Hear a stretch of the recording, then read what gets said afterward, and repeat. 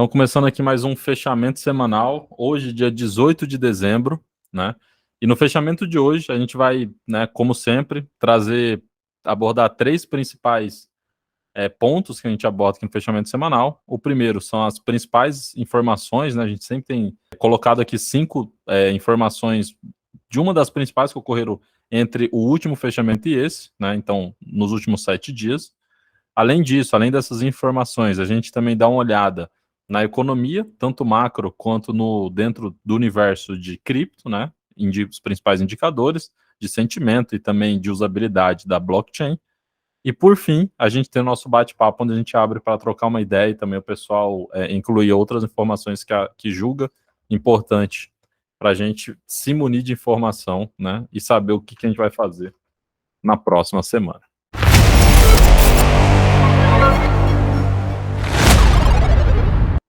Muito bem, então começando aqui, eu já começo com a primeira notícia. A primeira notícia é sobre a questão, né, do criador do Ethereum, né, o Vitalik Buterin. Ele comentou que o Elon Musk está a caminho do autoritarismo, né? Isso porque o Vitalik ele tinha sugerido, né, que o Musk deveria criar boas políticas. Então, a ideia do Vitalik era que ele não criasse esse tipo de coisa, tá? E aí ele tinha acrescentado também, né, que o conselho do Twitter, né, deveria dar aos usuários pelo menos um mês antes de aplicar qualquer política de atualização, né? Então, ali nessa questão do Elon Musk, com essa aquisição que ele fez da plataforma Twitter, tem muitos rumores em torno disso, né? Pessoal, a mídia tá caindo muito em cima também. Então, vamos acompanhando para saber o que vai acontecer, né? Não que isso tenha relação direta com o mercado de cripto, porém, a gente sabe que o Twitter, né, é uma das principais fontes hoje de informação, se não a principal, de cripto, né? Ali é onde ficam as principais empresas, onde criam suas contas, etc e tal. Então, é interessante a gente ir acompanhando para saber o que pode acontecer, o que a gente pode ver pela frente, beleza? Segunda informação, corretora de criptomoedas Bitvavo busca recuperar 280 milhões de euros de um grupo dos Estados Unidos. A Bitvavo, ela afirmou ter emprestado dinheiro à Genesis Global Capital, né? A Genesis Global Capital, que a gente vem já abordando aqui nas últimas... Já é o terceiro fechamento que a gente fala sobre ela, né? Por causa do caso ainda ali da questão da FTX. Então, o que acontece é que para poder oferecer aos próprios consumidores um produto no qual eles recebiam juros com seus tokens de cripto, né? Suas criptomoedas, a Bitvavo, ela tinha então, né, emprestado, né, parte desse dinheiro para a Genesis, então ela alavancou, né, e a Genesis Global Capital, ela congelou, né, os saques em novembro, depois ali da questão do colapso da FTX. Ela também tinha afirmado em carta a clientes no começo de dezembro que estava elaborando, né, um plano para preservar os ativos. Essa é a nossa segunda notícia. A terceira é que a BNB despenca essa semana com sumiço de auditoria da Binance. A Binance, que foi no Twitter, né, fez toda aquela cena, né, todo aquele teatro com relação à FTX, que precisava ter mais transparência sobre os seus fundos e os seus clientes e coisa e tal, né? Então, essa semana a gente viu aí algumas coisas acontecer com a Binance. E agora, né, será necessário que a corretora ali do CZ comece a transparecer mais suas reservas. E ele tem que fazer isso rapidamente, né? Porque os rumores no mercado tá acontecendo, o medo, incerteza e dúvida também, né? E isso pode levar a quedas bruscas no mercado, caso ele não encontre uma nova empresa de auditoria, enfim. A gente pode continuar vendo aí o BNB sangrando, tá? Quarta notícia e penúltima. Após meses de despejo, baleias de Bitcoin voltam a acumular. Então, em meio a todo esse caos de informação, fim de ano, pessoal, dá uma tranquilizada mais aí em relação a investimentos. Isso porque é período de festas, né? O pessoal também quer curtir a vida. E aí, né, a gente observa aí em todo esse caos que está acontecendo de corretoras quebrando e tudo mais, baleias voltando a acumular. E isso são dados que vêm da própria blockchain, tá? Inclusive, essa informação acho que vale a gente abrir aqui o site. Vou compartilhar aqui com vocês. Porque aqui a gente tem um gráfico, ó, onde a gente consegue observar, né, que baleias entre 100 e 10 mil bitcoins, que é a linha, né, verde, ele vinha caindo aqui, ó, mas nessa última semana, ó, ele está apontando para cima, né? Então a boa notícia é essa. A boa notícia é que a gente tem observado que nessa última semana algumas baleias andaram se movimentando de modo a acumular mais bitcoins. E agora aqui... Quando é que vai ser o próximo halving, hein? Quando vai ser o próximo halving? Deixa eu ver aqui. Um bom ponto. Deixa eu ver se aqui também já não tá falando em alguma parte da notícia. Quantos dias? Halving... E tem um site, que é o Bitcoin Halving. Tá, eu vou fazer o seguinte, eu vou ler a próxima aqui enquanto tu busca aí. Eu busco aqui rapidinho, só quero pegar a data exata. Bom, o próximo halving vai ser em 2024. Faltam 2 anos. Falta um, né? Porque tá em 23, na verdade quase. falta um, isso. Mas isso é no início do ano? Então, deixa eu pegar aqui. Vai ser em março de 2024. Acontece que geralmente a data de acumulação maior começa exatamente um ano antes do halving. Né? Então, assim, é quando a galera começa a entender que, cara, no que vem já vai cortar pela metade, então eu não vou esperar 3 meses, né, 2 meses para começar a acumular isso aqui. Então, por quê? Porque você não tem como acelerar o processo. Então, a gente tem uma demanda inelástica. Não é porque as pessoas querem mais sapato que a gente vai começar a fabricar mais sapato. Então, acumularam os últimos 2 meses, considerando a dificuldade de se achar ou de se minerar, né? Por causa do hash rate e tudo mais. Cara, quanto mais cedo você começa, mais cedo você termina. Então, fica em torno de 1 ano mesmo, assim, onde a galera começa a cair dentro e segurar e rodar. Então, ou seja, a gente vai ter menos circulação de Bitcoin até o halving. Isso vai fazer com que possa ter um aumento de preço. Então, ou seja, 2023 a gente possa dar uma explodida de preço, uma recuperação de preço no mercado por causa disso, entendeu? Porque ele vai acabar guiando o resto das criptos. E aí, pegando essa informação que tu está comentando e pensando também que a curva de adoção perante o tempo ela vem aumentando, a gente pode até se surpreender em relação a essa subida, né? Pode de fato começar a subir de uma forma que as pessoas nem esperam, ainda que o cenário ele não seja positivo. Não estou dizendo agora em dezembro, mas eu digo assim, talvez ali até no início do ano a gente pode ter alguma surpresa, correto? Concordo, porque na verdade o que a gente também está acumulando é demanda, né? A gente está com uma demanda reprimida porque já tem a galera do mercado anterior que está de olho na retomada do mercado, e essa galera do mercado anterior também está chamando gente nova, que não entrou no último ciclo. Então é como se você tivesse um ponto de ônibus que está acumulando gente. A galera que já estava esperando e perdeu o último, e a galera que acabou de chegar agora. Então quando começar assim o processo de movimento de bull, cara, vai ter muito mais gente comprando. Então, ou seja, eu acredito muito que o preço ele vai recuperar muito mais rápido e de forma exponencial, entendeu? Tanto que a gente tá falando que talvez o próximo ano, ou o próximo bull run, seja a maior oportunidade da nossa geração, no sentido de investir em cripto. Show. E eu tô bem bullish em relação a isso. Top. Agora a gente vai então para a nossa última notícia aqui, antes de a gente partir para indicadores, né? E a quinta e última é a investigação sobre a FTX pode colocar a SEC em problemas. A SEC, que é, né, a Comissão de Valores Mobiliários dos Estados Unidos, é como a CVM aqui no Brasil, né? Então a falência da FTX, ela pode causar problemas para a CVM lá dos Estados Unidos. Isso porque, né, durante uma audiência que teve nessa semana, né, realizada lá pelo Congresso dos Estados Unidos, os legisladores começaram a questionar o papel do regulador no caso que abalou o mercado das criptomoedas. Nessa audiência, os congressistas americanos apontaram a possível responsabilidade que a CVM americana poderia ter nesse caso, né? E daí, né, pegando o gancho disso, é importante a gente lembrar que antes da falência, né, a FTX era a queridinha da SEC e o regulador tinha estreitos laços ali com a corretora, né? Então essa é a nossa... Não deixa de ser uma negligência, que a gente estava falando, é amigo do rei, né? Então a SEC estava debaixo da análise da SEC, tudo isso acontecendo, e a SEC não verificou nada. O resto do mercado, obviamente, está ali acreditando e confiando no serviço que está sendo entregue, que eles estavam entregando o serviço. A FTX, ela simplesmente crashou de um dia para o outro, ela não veio dando problemas ao longo do tempo, ela crashou. Um belo dia a galera acordou com a má notícia. E a SEC estava o tempo todo em cima, próxima da operação da FTX, entendeu? Uhum. E isso pode, inclusive, causar um efeito cascata aí, né, Nero? Tipo, Pô, porque a gente sabe que a FTX, ela tinha muitos investimentos em outros negócios, né? Como a própria a Genesis Global, né?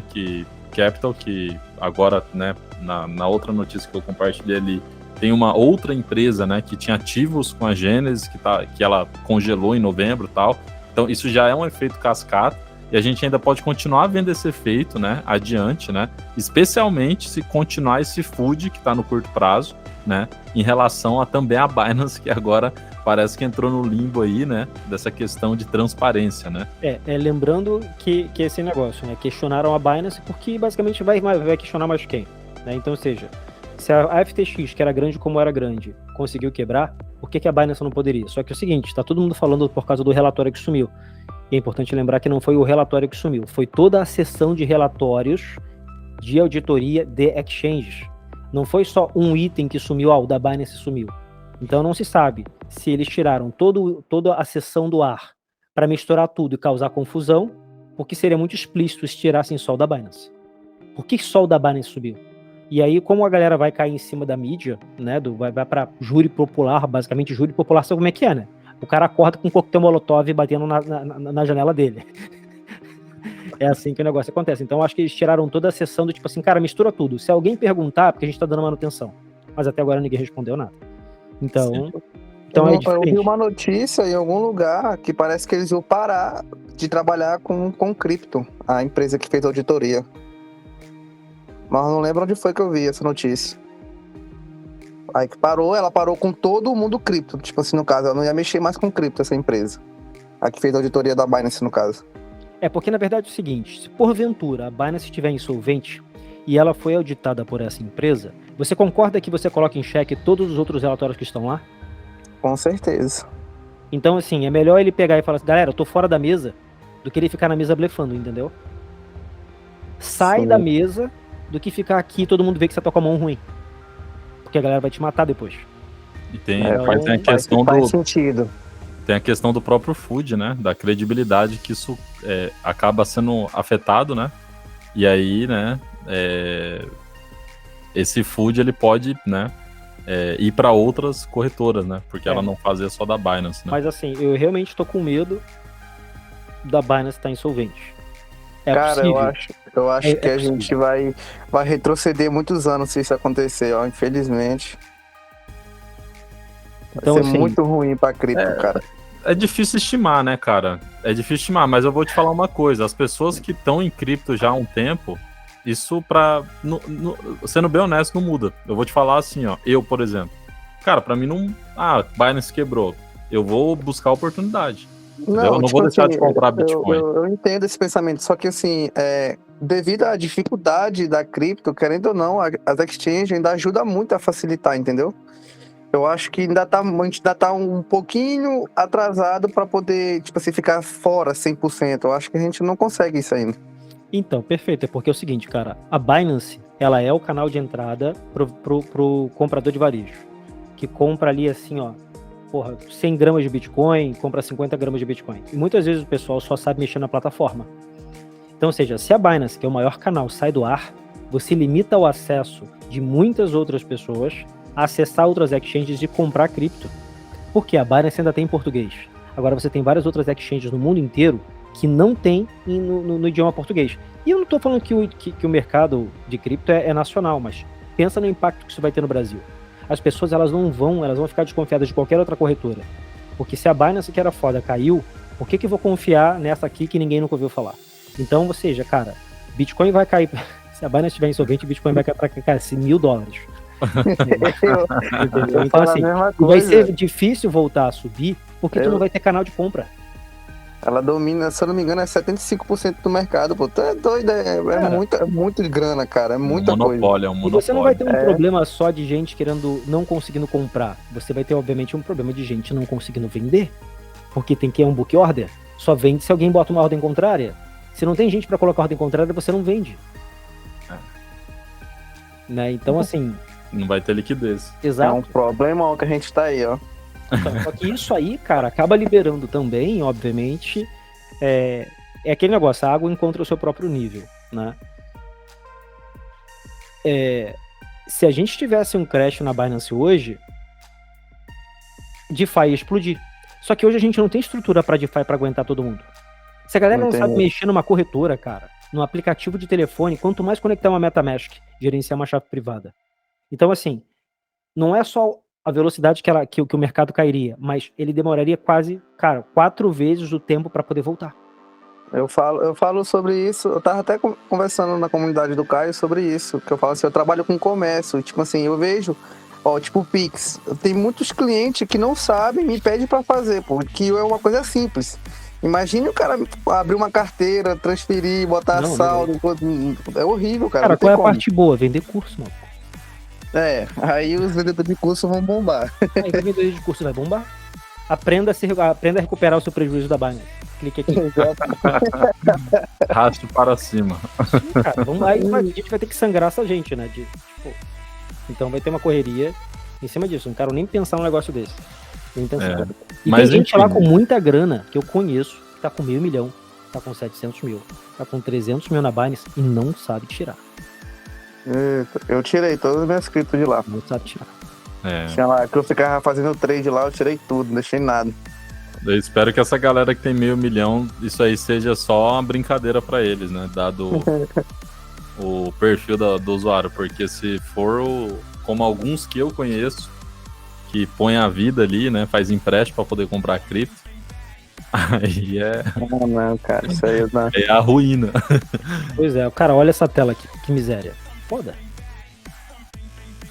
Mas acho que a gente vai ficar assim até, cara, fevereiro do ano que vem, talvez. E aí é exatamente isso que a gente vai entrar agora, né? Então a gente acabou de falar das notícias, fez aqui nossos comentários, tá? Agora a gente entra em indicadores. Então essa tela aqui que vocês estão observando, né? Só para também... só uma coisa antes, tá? Quando o Nero falou em gramas de Bitcoin, né? Ele quis dizer frações, tá? Para quem vai ver depois no YouTube. Não é que, né? Enfim, eu não sei o nível da pessoa, né? Então... É bom deixar claro, né? É uma brincadeira, tá? É maneira de falar. Porque muitas vezes as pessoas falavam assim, cara, eu não tenho dinheiro pra comprar o Bitcoin inteiro. Eu falei, cara, você pode comprar grama. Você pode comprar 0,000 alguma coisa, entendeu? Décimos dos décimos de Bitcoin. É isso. Sim, não, mas show. E aí aqui então, nessa tela que vocês estão vendo, então, isso aqui são os mercados principais, né? Também aqui inclui tecnologia, né? Então a gente está olhando Nasdaq, Amex e outros mercados, tá, ao redor do globo. E o que a gente observa aqui, isso aqui já está filtrado no semanal. Então isso significa que é a performance do mercado global, tá? Voltado também aqui à questão de tecnologia dos últimos 7 dias. Então a gente está observando que o mercado está um verdadeiro mar vermelho, né? Aqui no Brasil tá bem feio a coisa, né? A gente vê aqui algumas ações aí, né, ultrapassando 10% de desvalorização, o que, né, para ações é muito em um período de uma semana, ok? E aí você vê aqui também outras bolsas, né, em outras regiões aqui também está no vermelho, tá? A China, né, volta aqui também a ficar bem vermelho, tá? O grupo Alibaba ali, menos 5% da última semana para essa, né? E, né, a gente vai acompanhando aqui para ter uma noção do que está acontecendo no mundo. Basicamente, essa é sempre a ideia aqui. Desse gráfico, agora a gente passa para o próximo gráfico, que é do Fear and Greed Index, né? Para quê? Para a gente poder observar também o que deu ali na questão do sentimento de mercado. Esse momento é 21,7. Então, já foi atualizado aqui a informação, né? Ó, perceba que está dia 19 de dezembro. Às 21, né? Atualiza todo dia às 21 horas, né? Nesse site. Tem outros que atualizam com outra frequência, mas a gente tem apontado para esse site aqui, que ele tem ali, né, o seu modelo de coleta e de atualização, né, desses dados. E o que acontece? Ó, na última semana, a gente estava com 27, né, do índice de medo e ganância. Agora a gente está com 29. Agora a gente vai descer um pouco aqui embaixo para a gente observar esse gráfico, que é bem interessante, que a gente sabe que quanto mais baixo tá, mais interessante né, para fazer aporte, já que a gente está comprando basicamente. Em outras palavras, né? Medo. Por quê? Porque quanto menor é o número, maior é o medo. Quanto maior é o número, né? O indicador, maior é a ganância, maior é o otimismo do mercado, ok? Então aqui a gente tem esse gráfico que vai de 0 a 100, tá? E ele mede dessa forma, a gente tá aqui num ponto que é interessante, né? Mas a gente observou que o mercado também tá bem vermelho ali na questão da macroeconomia. E aqui agora, nessa semana, a gente fecha aqui, né, com o número de 29, tá? 29. É o nosso Fear and Greed Index, tá?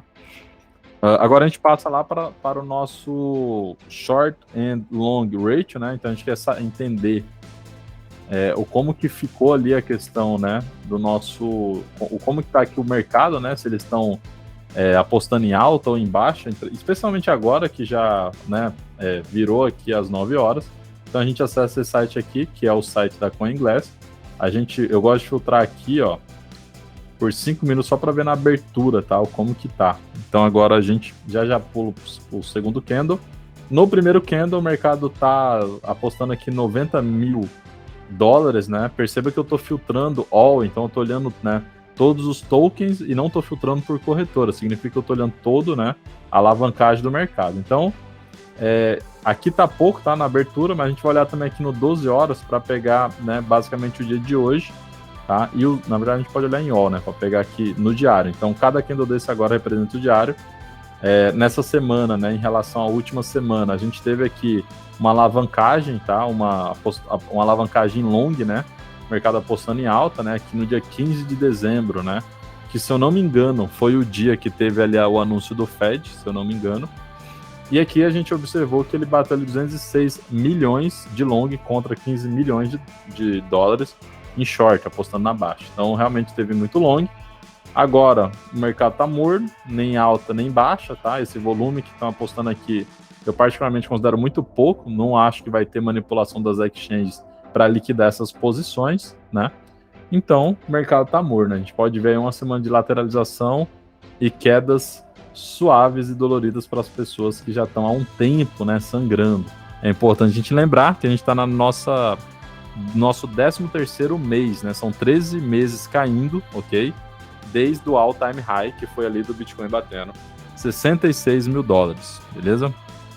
Então a tendência, né? Agora a gente vai observar também a tendência do mercado e também, né, qual que foi ali a volatilidade.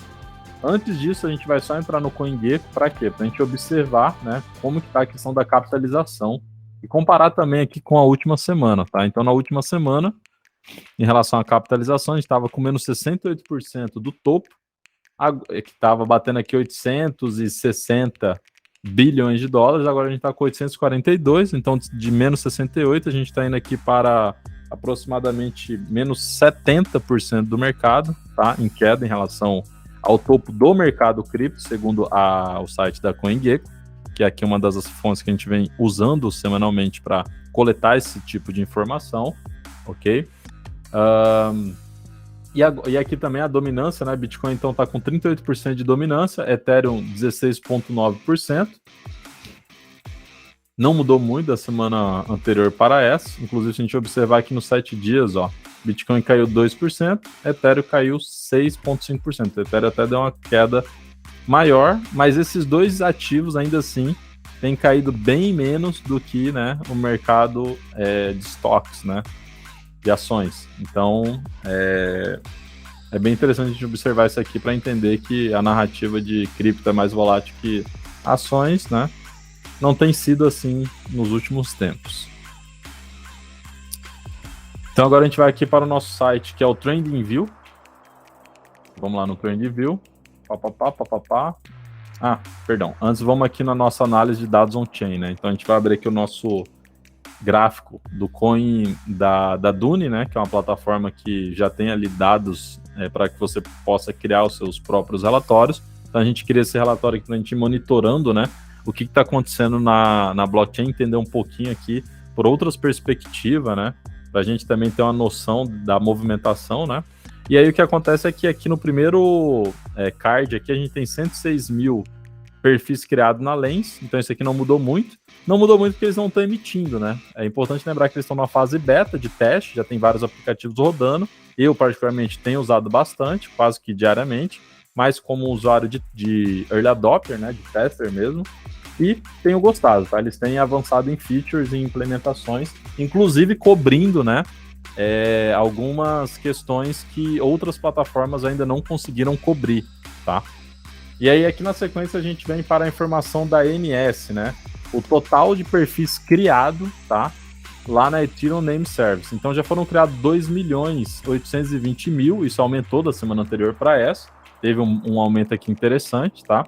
E aqui ao lado, né, a gente vê o quanto que pessoas que têm esses 2 milhões, né? Então, 622 mil pessoas são donas desses 2.820.000 perfis. Então, a gente está observando que está aumentando o volume de pessoas que têm perfis, criando perfis na Web3, na rede da Ethereum. Mais abaixo aqui a gente vê, então, para transações por dia, né, na Ethereum. Então, aqui no dia 9/12, tá? Aqui já até pega outro fechamento, né? Teve um pico aqui, mas desse pico aqui, que bateu mais de 1,5 milhão de transações, ele vem caindo, tá? E agora, nesse fechamento, a gente está chegando próximo a 1 milhão de transações por dia, tá? A gente está caindo, então, né? Isso significa que a gente vem caindo o volume de transações, o volume de pessoas que estão gerando receita, tá? Para protocolos, né? Em cripto. Isso significa que se você é um provedor de liquidez, né, você deveria estar olhando essa informação, porque se cai o volume de taxa, cai também taxas que você pode coletar. E aí, né, entre outros pontos aí que é importante também observar, mas não vamos entrar nisso para a gente não se estender aqui. Bom, aqui ao lado, à nossa direita, a gente tem então, né, volume de contratos inteligentes sendo criado na Ethereum. Sempre é importante lembrar que contratos inteligentes significa, né, mais projetos, mais aplicativos descentralizados e mais desenvolvimento na blockchain. Então, se isso cai, isso é ruim. Se isso sobe, isso é bom. É build, é construção, é pessoas acreditando ainda, né, desenvolvendo soluções na blockchain. Então, a gente vê que está num número interessante aqui, ó, né? Esse gráfico ele tem segurado aqui, tá? Ele estava bem baixo, ali próximo do dia, ali em outubro, né? Na verdade, de agosto a outubro ele está bem baixo, tá? Esse volume de criação do smart contract, e agora vem subindo mesmo em meio ao caos, ok? E essa linha aqui é uma linha contínua, né, de acumulação, tá? Então ela é mais para a gente observar num ponto de vista de tendência. Então a gente vê que aqui ele vem, né, curvando aqui, né, apontando aqui para cima, o que é muito interessante para a gente também ter isso aqui como informação. Então a gente já comentou mais cedo que tem baleias acumulando Bitcoin, né? O Niero já trouxe uma informação importante aí, que é a questão do halving que se aproxima. A gente está vendo desenvolvimento. De outro lado, a gente está vendo que o volume de transações na rede vem caindo, o que não é algo muito bom, especialmente para o curto prazo, ok? Mas aqui abaixo, né, a gente tem o número de itens comprados e vendidos, né, em relação a NFT, tá? Então, o mercado de NFT, ele também veio segurando e ele deu uma alta aqui, ó, nos últimos períodos, né? Então, ontem teve ali a questão da coleção do Trump, Trump que tinha 45 mil unidades da coleção dele, o NFT dele saiu ali no mint price a $100, a $99, e chegou a bater 0,8 Ether, que deve dar aí por volta de $1.000, tá? Então teve gente aí que fez no mínimo aí, né, para quem conseguiu vender ali próximo desse preço, né, 10 vezes o valor do investimento. Sendo que teve alguns NFTs dessa coleção que foi vendido acima de 10 Ether, acima de 15 Ether, acima de 25 Ether, tá?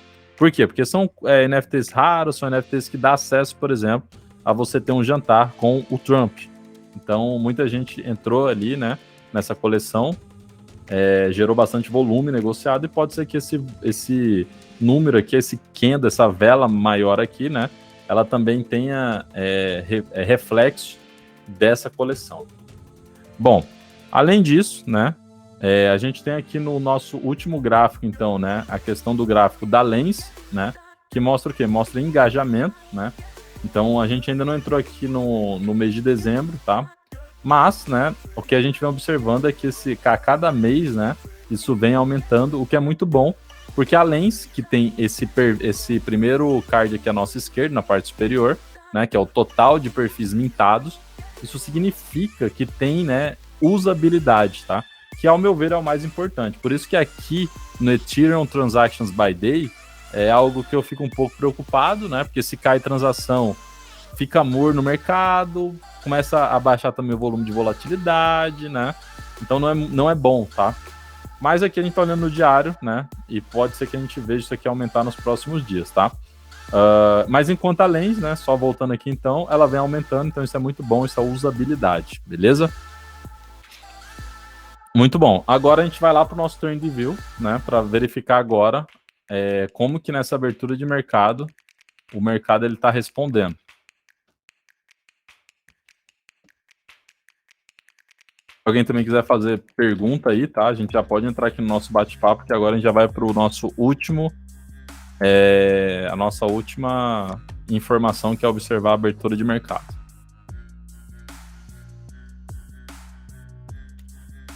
Toda vez que eu coloco esse Trending View aqui pelo Google, eu sempre busco esse outro site. Porque não é trend, né? Não é tendência, é trading. Fazendo errado. Trading View. Beleza. Trading View. Agora vai. Muito bem. Então aqui, ó.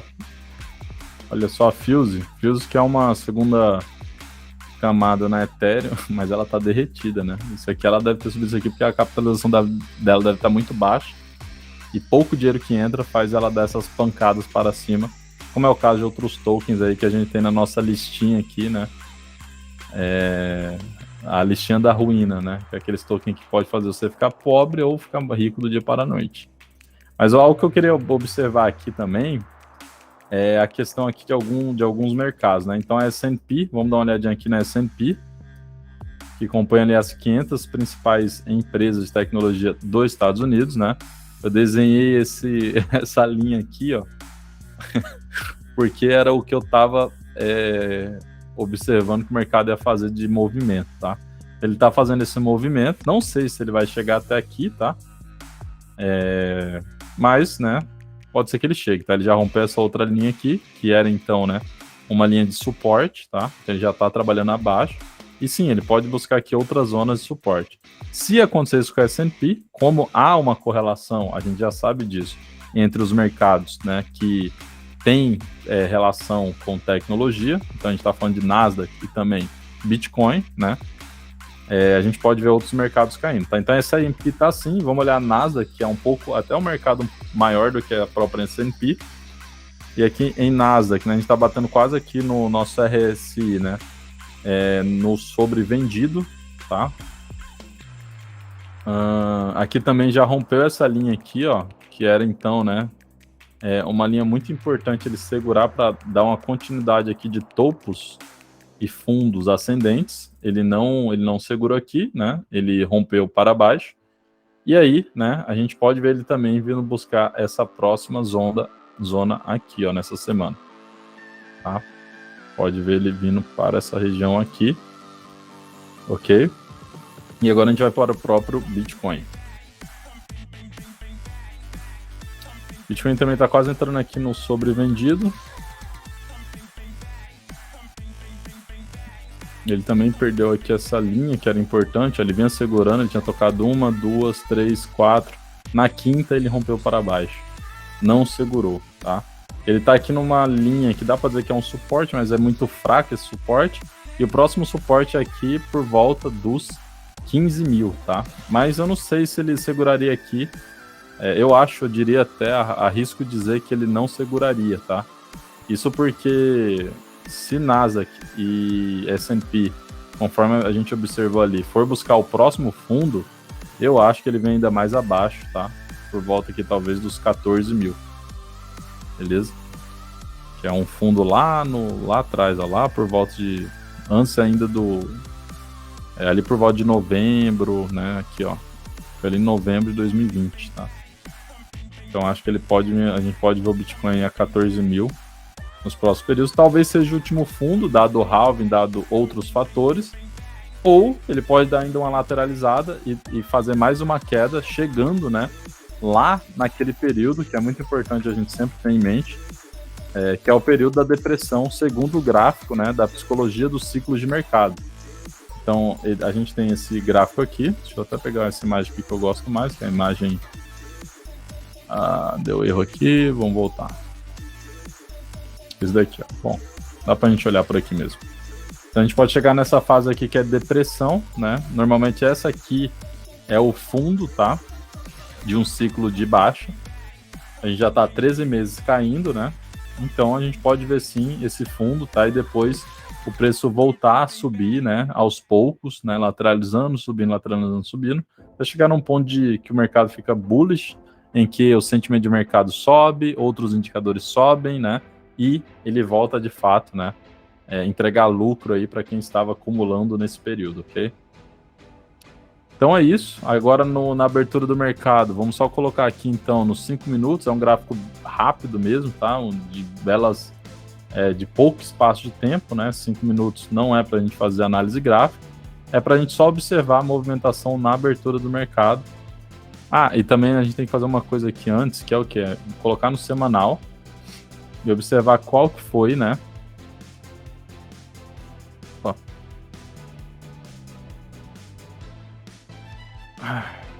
Observar aqui no semanal qual que foi a abertura e fechamento, para a gente entender o quão volátil ou não, né, foi o mercado nessa última semana, tá?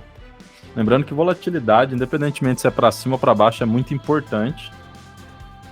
É muito importante para a gente entender, né, como que tá o mercado. Então, na última semana, antes até de eu medir aqui, na última semana a gente teve 4% de volatilidade entre a abertura e fechamento no candle, né, que representa uma semana de compra e venda, né, no varejo e também, enfim, em outros perfis de investidores, tá? Deixa eu só confirmar aqui, tem mais alguém chegando aí, beleza. O que a gente está observando agora, então 4%, né, agora, na semana anterior, tá, deu 7% de volatilidade, então ele vem caindo, né, na semana do dia 27/11, ele estava dando 7% de volatilidade. Na última, no dia 4 de dezembro, no dia 11 de dezembro, ele estava batendo ali, né? Algo em torno de 4%. E agora, vamos ver nessa semana quanto que está batendo aqui de abertura e fechamento. A gente teve uma boa volatilidade, batendo 10%, tá? Então, se a gente somar essas últimas 2 semanas, dava mais ou menos o que ocorreu somente nessa última semana, pegando, né, ali.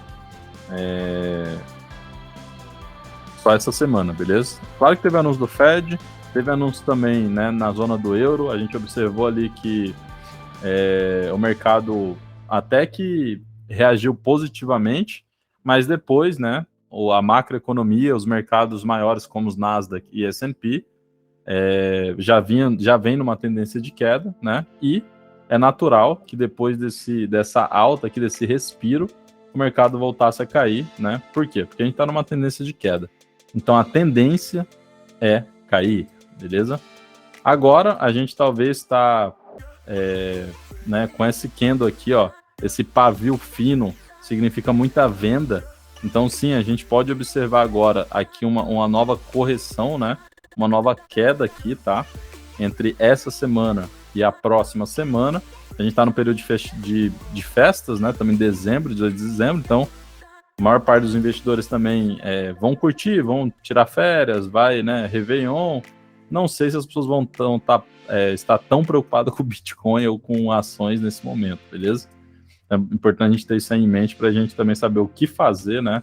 Com as nossas posições em cripto, NFTs e etc, beleza? Então agora no fechamento, né, na abertura dessa semana, a gente volta aqui para o nosso gráfico de 5 minutos, agora sim.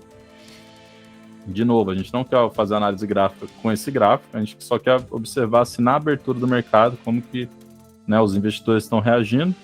Na abertura do fechamento semanal, tá batendo agora quase 30 minutos da abertura, então esses candles, né, que estão subindo aqui de 5 minutos, então isso aqui já dá 20 minutos. Então o mercado nesse curto espaço de tempo está dando uma leve subida aqui, tá? Aqui já tem uma resistência, pode ser que ele bata aqui mesmo, onde ele já está chegando agora, e volte, né, a corrigir. A minha expectativa, tá, é que ele fique lateralizado com queda e não que ele suba muito, beleza? Por quê? Porque a gente não tem altos volumes, né? Ó, isso aqui já deve ser uma resistência. Tá? Ele tem um fundo aqui também. Então, ele pode bater aqui, já ele começa a cair de novo, né? A gente teve bastante volatilidade nessa última semana, mas se a gente observa para frente, né? O mercado, ele não tem muita transação em blockchain, ele tem muito indicador aqui que está morno, beleza? E esse morno, né, eventualmente vai fazer com que, né, o mercado ele venha lateralizando e caindo, seguindo a psicologia do ciclo de mercado. Beleza? Acho que é isso. E aí a gente encerra aqui o nosso fechamento semanal.